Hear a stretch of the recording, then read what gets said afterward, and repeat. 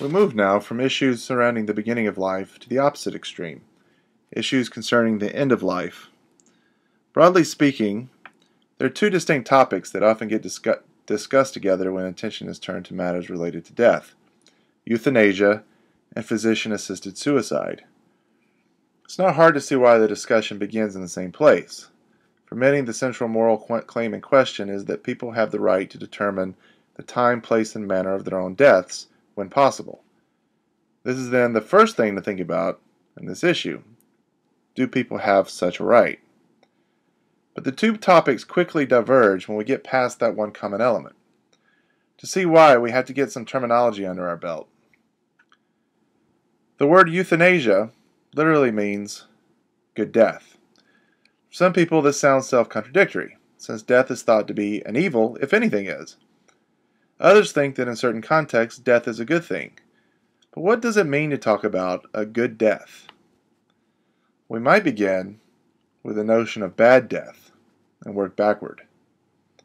A bad death would likely include such elements as pain, hopelessness, loneliness, futility, powerlessness. Maybe you can think of other things associated with a bad death. We could then turn our focus to what we might call better death. A better death than the paradigmatic bad death would not include pain or large amounts of it. It wouldn't include hopelessness, loneliness, futility, powerlessness. Of course, for most of us, our deaths will occur at a time and place which we won't know, and we will not be able to ensure that these states are not occurring. But for some people, they do have the capability to make sure that their deaths are not especially painful and all the rest. They are the people who have been diagnosed with terminal illness and have a predetermined length of time to live. In general, they have two options: take steps to create circumstances in which they can die according to their own preferences, or wait until the illness overtakes them, in circumstances likely to reflect the elements of bad death we discussed just now. But what are these steps? As I said before, euthanasia literally means good death. But in today's medical world, the word means a death brought about for someone in extreme pain, in which the last step prior to death, the crucial step, is taken by someone other than the patient. This can help us see why the issue of euthanasia is actually different from physician-assisted suicide, because the word suicide means a death caused by the person who will die. This last step is taken by the dying person, him or herself. We'll see that this presents different dilemmas for doctors than straightforward euthanasia. But let's stick with euthanasia for now. There are several distinctions that get made within this discussion. First, there's the distinction between active and passive euthanasia. Active euthanasia occurs when someone takes some positive step to bring about the patient's death, like injecting morphine into an IV tube. The step taken, the injecting of the morphine, causes the death. Passive euthanasia, on the other hand, occurs when some current process preserving life is stopped, allowing death to occur. An example of this would be turning off a respirator. In these cases, it's some other process, like asphyxiation, that causes death. Death wouldn't occur, however, had the life-preserving process not been stopped. The second distinction is between voluntary, non-voluntary, and involuntary euthanasia. Voluntary euthanasia occurs when the patient asks for or sincerely agrees with the procedure bringing about death. Non-voluntary occurs when the patient is not able to express consent or refusal, usually because they're in a state in which they are unconscious. And involuntary euthanasia occurs when someone has explicitly denied that they wish their death to be hastened, and their death is hastened anyway.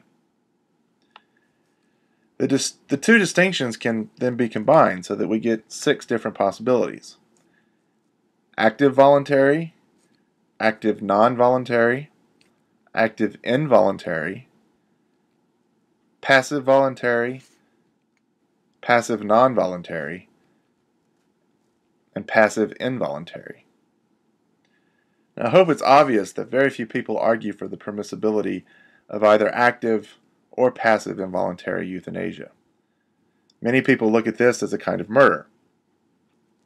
The really interesting questions happen when we ask whether non-voluntary euthanasia is permissible given certain circumstances, and whether there is a morally significant distinction between active and passive euthanasia.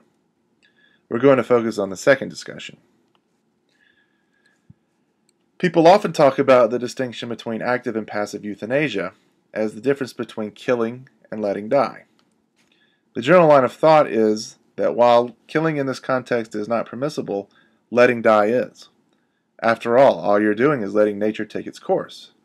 It's either asphyxiation or dehydration or the underlying disease that causes the death after certain processes have been stopped.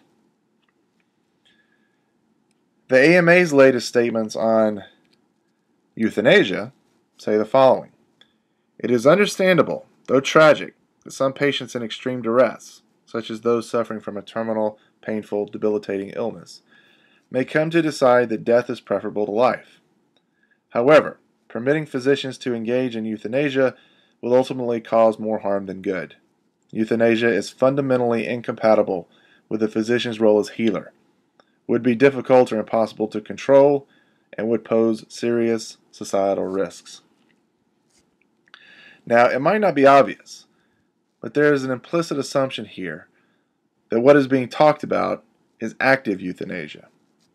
This becomes more obvious when we see what they say the AMA says about withholding or withdrawing life-sustaining treatment.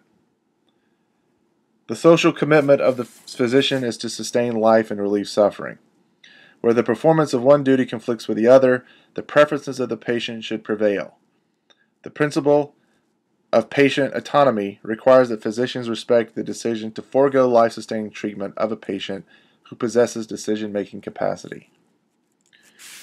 So it seems it's okay to honor the wishes of a patient so long as the wishes include the cessation of treatment and not the active administration of some substance bringing about death. Thus, the AMA thinks that there is a distinction, and it's morally significant, and the line gets drawn there. Passive euthanasia is permissible, active euthanasia is not. This is the background for the discussion we will look at in the next 4 articles. We will want to ask 3 different questions. 1. Is there really a morally significant distinction between killing and letting die? 2. Is this distinction where we want to draw the line separating morally permissible from morally impermissible? And 3. If so, do we want to say that the right configuration has letting die on the permissible side and killing on the impermissible side?